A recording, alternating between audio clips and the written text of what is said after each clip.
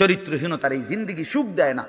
কোনো পাপী সুখে নাই, কোনো হারামখোর, কোনো মদখোর, কোনো গাঁজাখোর, ফুট্টাখোর, বাবাখোর, ডাইলখোর, ইয়াবাখোর, একটা নাফরমান সুখে নাই, সুখে নাই।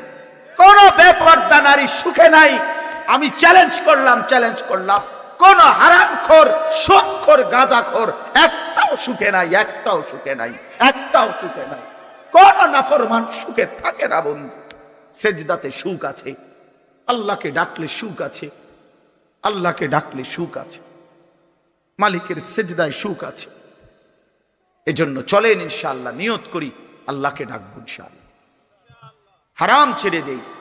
দ্বীনি মজলিসের ক্ষেত্রে এটা বহুতই গুরুত্বপূর্ণ যে শতভাগ আদব, ছোট হোক মজলিস, 2 জন শুনুক আর 5 জন শুনুক, এটা কোনো বিষয় না। কোরআন সুন্নাহর এই ইলমের সাথে আদব জরুরি। এটা আমাদের যুগ যুগ ধরে ঐতিহ্য যে কোরআন সুন্নাহর ইলমের সাথে শতভাগ আদব, আখলাক, আন্তরিকতা, আগ্রহ, মনোযোগ জরুরি। এটা বহুতই গুরুত্বপূর্ণ। রাসূলুল্লাহ সাল্লাল্লাহু আলাইহি ওয়াসাল্লাম বলেন, আল্লামানি রব্বি ফাআহসানা তা'লিমি ওয়া আদ্দাবানি রব্বি ফাআহসানা তা'দীবি। নবীজি সাল্লাল্লাহু আলাইহি সাল্লাম বলেন যে আল্লাহ তাআলা আমাকে সর্বোত্তম ইলম শিখিয়েছেন এবং আল্লাহ তাআলাই আমাকে সর্বোত্তম আদব শিখিয়েছেন।